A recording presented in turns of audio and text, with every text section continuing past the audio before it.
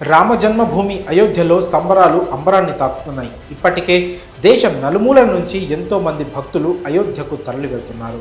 ఆ ప్రాంతమంతా భక్తి పారవశ్యంతో రామనామం జపిస్తూ మైమర్చిపోతోంది. అయోధ్య వరకు వెళ్ళలేని భక్తులకు టీవీలలో చూసేలా ప్రత్యక్ష ప్రసారాన్ని కూడా ఏర్పాటు చేయనున్నారు. ఇప్పటి వరకు అయోధ్యకు సంబంధించి ఎన్నో వార్తలను విన్నాము. అందులో అయోధ్యకు వెళ్ళిన భక్తులకు పంచే ప్రసాదం గురించి కూడా చూసాం. ఇప్పటికే శ్రీరాముడి ఆశీర్వాదంగా అక్షింతలను అందుకున్న భక్తులు అయోధ్య ప్రసాదాన్ని కూడా స్వీకరించాలనే ఆశతో ఉంటున్నారు. ఈ క్రమంలో అయోధ్యకు వెళ్ళలేని భక్తులకు ఆన్లైన్ ద్వారా ప్రసాదాలు పంపిణీ చేస్తామంటూ కొన్ని కొత్త వెబ్సైట్స్ పుట్టుకొస్తున్నాయి. దీంతో ప్రసాదాలు కొనుగోలు చేయాలనుకునే వారిని ఈ వెబ్సైట్ సందిగ్ధంలో పడేసేలా ఉన్నాయి. ఆన్లైన్లో ప్రసాదాలు కొనుగోలు చేయాలి అనుకునేవారు కాస్త జాగ్రత్త వహించాలని రామమందిర నిర్మాణ ట్రస్ట్ తెలియజేసింది. ఎందుకంటే ఇంతవరకు ఆన్లైన్ ప్రసాదాల పంపిణీ గురించి ఎటువంటి ప్రకటన తాము చేయలేదని పేర్కొంది.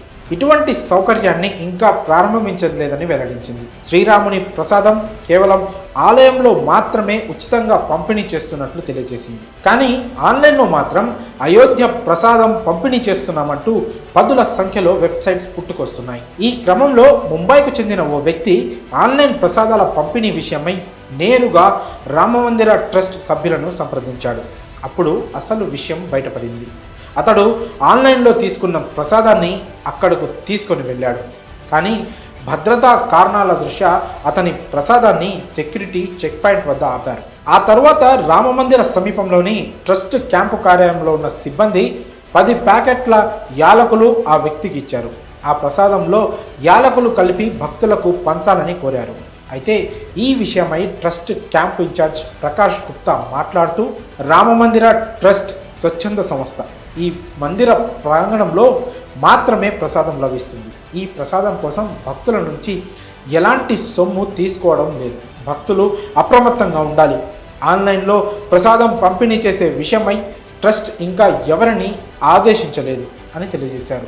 కాగా సామాజిక మాధ్యమాలలో వివిధ వెబ్సైట్ నుంచి రామమందిరం ప్రసాదం ఉచిత హోమ్ డెలివరీ అని చెప్తున్నారు. మరి కొంతమంది దీనికి కొంత అమౌంట్ కూడా ఛార్జ్ చేస్తున్నారు.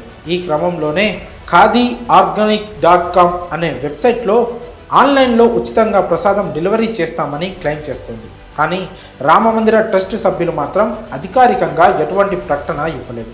కాబట్టి ఆన్లైన్లో ప్రసాదాలు కొనుగోలు చేయాలి అనుకునేవారు కాస్త జాగ్రత్త వహించండి. మరి ఈ విషయంలో మీ అభిప్రాయాలను కామెంట్స్ రూపంలో తెలియజేయండి.